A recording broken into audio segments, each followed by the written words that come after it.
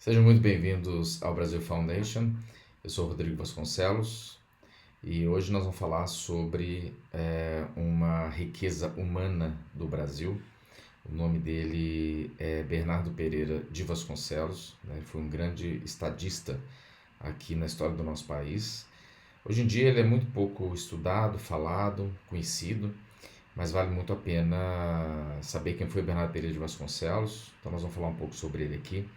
Ele foi praticamente o principal responsável aí pelas fundações né, do conservadorismo aqui no Brasil e também das bases do direito, né, do jurídico aqui do nosso país. Então nós vamos falar um pouco sobre ele. Antes disso, existem dois livros que pelo menos eu conheço e que talvez vocês consigam adquirir. Um é esse aqui, que fala sobre o Bernardo Pereira de Vasconcelos, do Otávio Tarquínio de Souza. E o outro livro é esse aqui, né, do José Murilo de Carvalho, né? Esse aqui foi o último que eu comprei. Acredito que vocês consigam achar também na internet aí para comprar, vale muito a pena. Aqui nós temos acesso a muitas informações da época em que viveu no Brasil aqui o Bernardo Pereira de Vasconcelos e também sobre os bastidores, enfim, da política e do Estado brasileiro naquele momento ali, que era o Brasil Império ainda, né? Eu queria começar, antes de falar sobre o Bernardo, eu queria começar aqui sobre falando o prefácio aqui do livro do José Murilo de Carvalho, que ele faz uma síntese muito inteligente e objetiva sobre o Bernardo Pereira de Vasconcelos. Depois a gente fala um pouquinho aí sobre a biografia dele, sobre a genealogia dele e sobre alguns fatos importantes aqui do seu legado, né? Então vamos lá.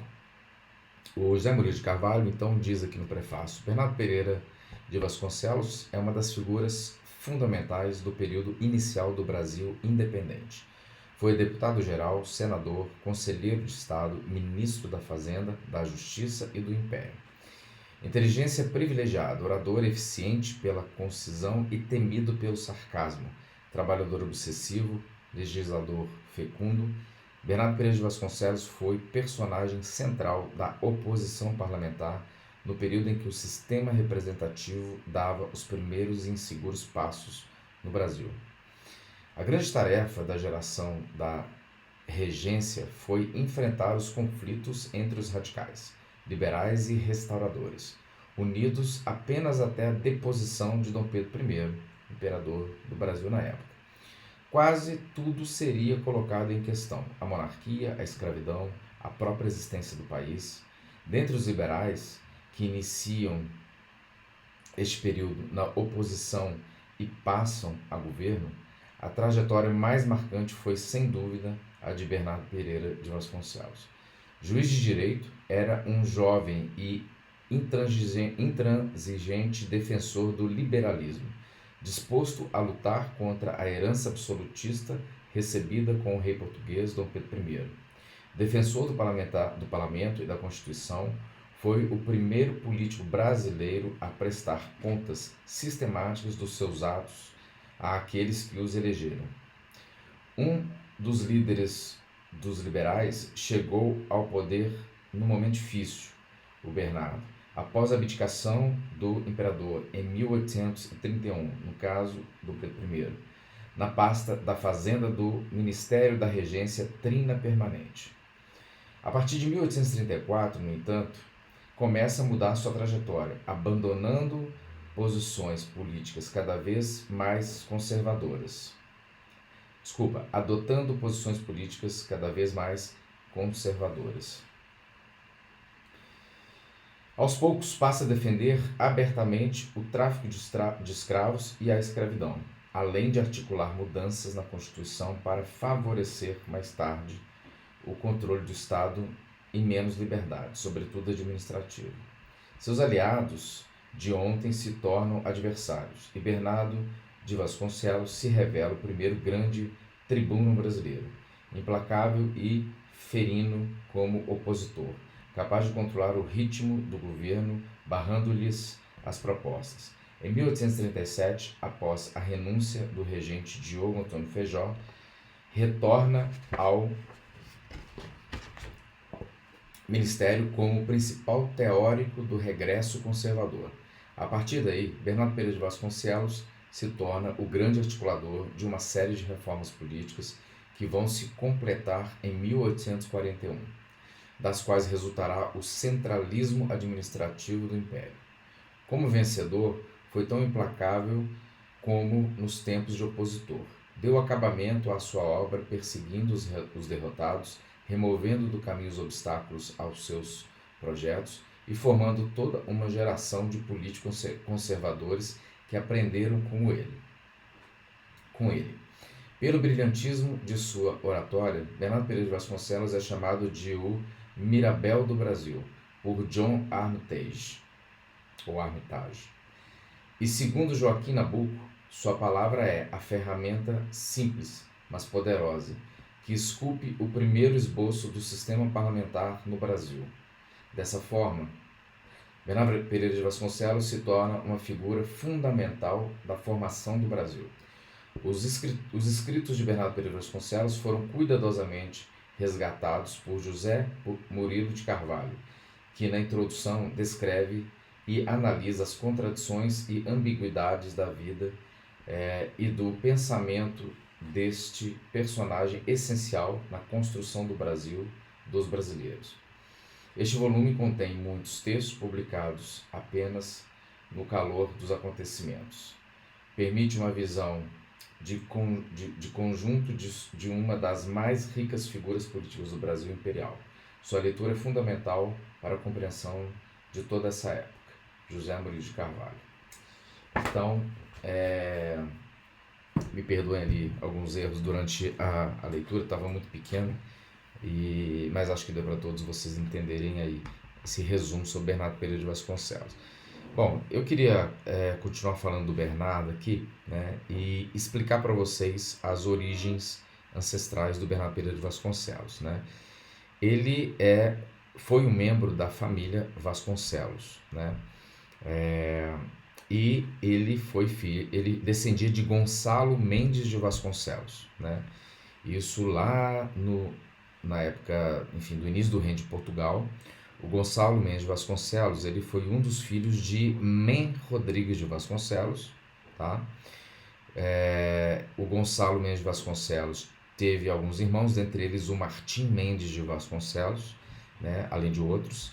Mas o Gonçalo Mendes de Vasconcelos e o Martim Mendes de Vasconcelos, filho de Men Rodrigues de Vasconcelos, que por sua vez era filho de Rodrigo Anes de Vasconcelos, né?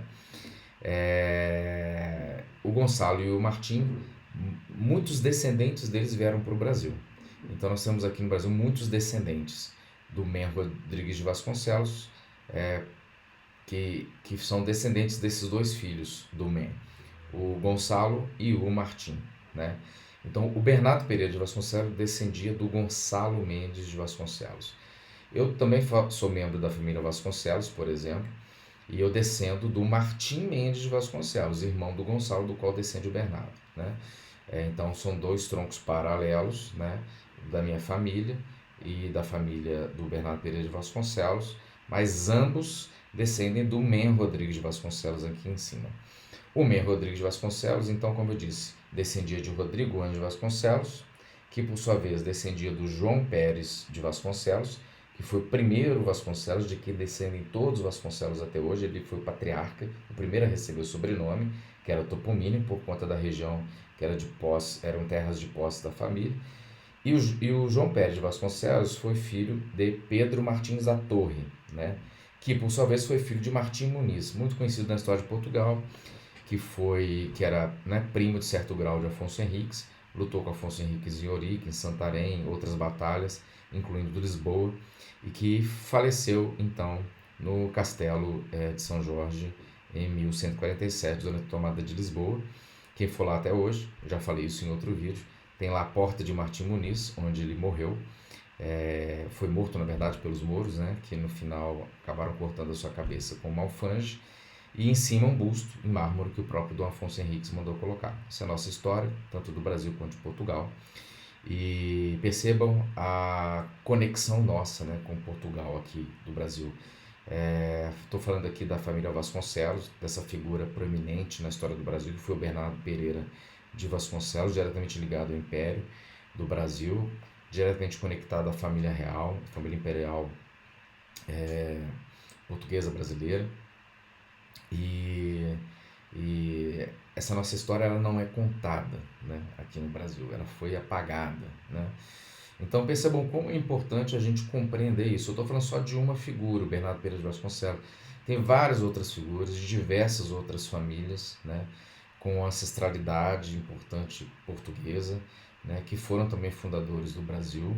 Enquanto a gente aqui no Brasil não compreender esse nosso passado, não compreender esse nosso legado, não compreender essas conexões de nós que estamos vivos hoje com essas pessoas, né, e com o legado que elas deixaram, vai ser muito difícil a gente construir o país que a gente quer, porque inevitavelmente nós, em parte, dependemos desses nossos ancestrais, desse legado, né, que nos reconecta com a nossa cultura, é a nossa retaguarda que nós precisamos conhecer para darmos os passos futuros de maneira consciente e com o propósito completo das nossas vidas, né? Senão a gente acha que nasceu do nada, né? Caímos aqui no colo do país que hoje conhecemos como Brasil, sem saber como é que o Brasil nem foi formado, né? Afinal, essas terras aqui não tinham unidade quando os portugueses chegaram, né? Eram terras que não eram de ninguém, viviam aqui os indígenas, não existia Brasil, não existia território consolidado, né? Então, essa é uma consciência, né? Uma reflexão essencial para poder compreender também o Brasil. Bom, vamos continuar aqui então com Bernardo Pereira de Vasconcelos. Ele foi jurista, político, jornalista e uma figura, como eu já falei, segundo o prefácio do livro do José Murilo, foi a figura central do Império do Brasil, né? Ele foi um dos idealizadores da ordem política e jurídica do país recém-independente. Vamos falar sobre a infância e formação do Bernardo Pereira de Vasconcelos, né? Ele nasceu em 1795, morreu em 1800. Vamos falar sobre a infância e formação entre 1795 e 1821. O Bernardo Pereira de Vasconcelos nasceu no dia 27 de agosto de 1795 em Vila do Sabará, na então capitania de Minas Gerais, durante o período da colonial portuguesa. Vindo de uma família de tradição da região, o Bernardo demonstrou desde cedo talento para os estudos. Aos 15 anos, ele foi estudar na Universidade de Coimbra, em Portugal, uma das universidades mais prestigiadas da época. Lá, ele se formou em Direito Canônico e Filosofia e teve contato com ideias iluministas e liberais que circulavam pela Europa. O Bernardo Pereira de Vasconcelos, nessa fase, começou a formar a sua visão política, baseada na ordem, no progresso e na construção de instituições sólidas. O início dele na política, né, foi entre 1821 e 1824, quando ele, de volta ao Brasil, em plena efervescência do processo de independência, né, ele se envolveu rapidamente na política. Em 1821, Bernardo Pereira de Vasconcelos foi eleito deputado por Minas Gerais às Cortes Portuguesas, mas logo se desiludiu com o tratamento dado ao Brasil pela metrópole, por Portugal. Com o movimento da independência liderado por Dom Pedro I, Bernardo Pereira de Vasconcelos passou a apoiar a formação do Império Independente do Brasil, com base em um modelo constitucional, né? Ou seja, no modelo, né, como nós temos hoje em países como a Dinamarca, como o Japão, como a Espanha, como o Reino Unido, dentre outros países que possuem uma monarquia parlamentarista constitucional, né, com a figura do monarca, com poder moderador, né, e, enfim, podemos dizer que funciona muito bem nesses países que, obviamente, né, vocês conhecem, que tem os melhores índices de IDH do mundo, né? Então fica também essa reflexão para que todos saibam do que estão falando quando a gente vai falando de modelo monárquico, né, de uma monarquia parlamentarista constitucional. Porque a maioria das pessoas que desconhecem o tema acha que quando a gente fala de monarquia, a gente fala de monarquia absolutista. Isso não existe há séculos, né? A monarquia absolutista. Então, nós estamos falando aqui de um cenário onde o Brasil, já na época da pós-independência, já se formatava num modelo, logo na sequência, de monarquia parlamentarista constitucional, que, obviamente, foi há bastante tempo atrás, ou seja, estava muito à frente do seu tempo, né? Vários outros países passaram a ser monarquias constitucionalistas, parlamentaristas constitucionais, depois do que o Brasil, né, já tinha se tornado. Então, isso é importante a gente ter em mente. O Bernardo Pereira de Vasconcelos foi um dos primeiros a defender o governo centralizado e forte, capaz de manter a unidade nacional. Lembrando que o país nessa época tinha muitas revoltas, né, no seu território, né, que poderiam até culminar com territórios independentes do Brasil, né, e fragmentar o país, como aconteceu com a América Espanhola.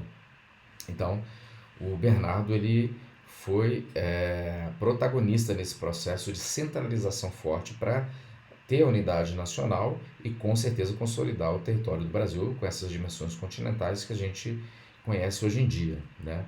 Ele teve papel fundamental nesse processo naquela época, durante o período em que atuou.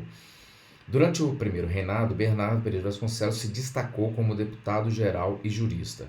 Ele foi um dos principais redatores do Código de Processo Criminal de 1832. Olha que importância. Estamos falando aqui das bases do direito, né, e da jurisprudência brasileira. Ou seja, uma base do sistema jurídico brasileiro. A obra foi considerada avançada para a época e buscava equilibrar os poderes do Estado com as garantias individuais, ou seja, garantia das liberdades individuais. Então, essa visão, né, do Bernardo naquela época já era muito contemporânea, né? Ou seja, no processo de pós-dependência, essa busca pela garantia das liberdades individuais, equilibrando com o poder do Estado. Então isso é muito empolgante saber que isso naquela época ali, enfim, entre 1824 e 1834, houve aqui a atuação do Bernardo em torno desse contexto com esses objetivos, né? O Bernardo Pereira de Vasconcelos também fundou e escreveu para jornais políticos como o Jornal Universal, né, e o Aurora Fluminense, onde defendia suas ideias conservadoras, baseadas na ordem social e na centralização do poder imperial. Em 1831, após a abdicação de Dom Pedro I, o Bernardo Pereira de Vasconcelos passou a integrar o grupo político conhecido como Regresso, que defendia o fim das experiências liberais da regência e o retorno da autoridade centralizada, né? Em um dos seus manifestos, que foi a Cartas e Confidentes, se eu me lembro bem, ele inclusive justifica essa postura lá nessa carta, né? Aonde ele, enfim, se contradiz frente a uma posição anterior, mas ele diz que ele estava fazendo aquilo, em linhas gerais, pelo que eu me lembro da carta, porque ele estava vendo que o país, a sociedade brasileira, não estava preparada, né, para essa assim, não é desorganização no sentido de ficar desorganizado, né, mas, ou seja, que o país não estava preparado, né, no sentido de descentralizar a governança e as decisões do país, entendeu? Então ele achava ali que o país não estava maduro ainda para, enfim, poder se abrir assim e descentralizar o poder, né? Então ele defendeu nesse momento centralizar aquilo que já tinha sido, vamos dizer assim, flexibilizado, talvez, tá? É mais ou menos esse contexto. Depois vale a pena vocês pesquisarem aí, Cartas e Confidentes, do Bernardo Pereira de Vasconcelos. É uma leitura sensacional que vocês têm certeza que vão gostar. Bom, como ministro e senador de 1834 a 1837, né, com o fortalecimento do Partido Conservador, o Bernardo Pereira de Vasconcelos chegou no auge da sua carreira política. Em 1837, ele foi nomeado ministro da Justiça pelo então regente Feijó. Sua gestão ficou marcada pelo enfrentamento às revoltas e desordens regionais, como eu tentei explicar antes, que ameaçavam a estabilidade do país, né? Ainda neste período, Bernardo Pereira de Vasconcelos foi escolhido senador vitalício do Império do Brasil, ou seja, ele tinha um peso muito grande na governança do país, certamente por isso e outros fatores. Ele foi escolhido senador vitalício do Brasil, cargo que ocupou até sua morte. No Senado, ele continuou defendendo o fortalecimento do poder moderador, né, ou seja, a figura do imperador, com seus poderes moderadores, lembrando que, né, tinha o parlamento com a representatividade popular dentro de uma Constituição. e da autoridade, como eu falei, imperial, como instrumentos de unidade nacional, né? Então, quem sabe não é isso que está faltando hoje aqui no Brasil, né? Para mitigar todas essas divisões, corrupção, abusos de poder, enfim, falta de unidade entre os poderes, né? O Bernardo Pires Vasconcelos faleceu em 1º de maio de 1837, no Rio de Janeiro, aos 41 anos, vítima de uma doença pulmonar. Apesar da morte precoce, deixou um legado duradouro na construção do Estado brasileiro. Então essa é a história do Bernardo Pires Vasconcelos. Espero que tenham gostado. Até o próximo vídeo. Muito obrigado. Se gostou, compartilhe e curte.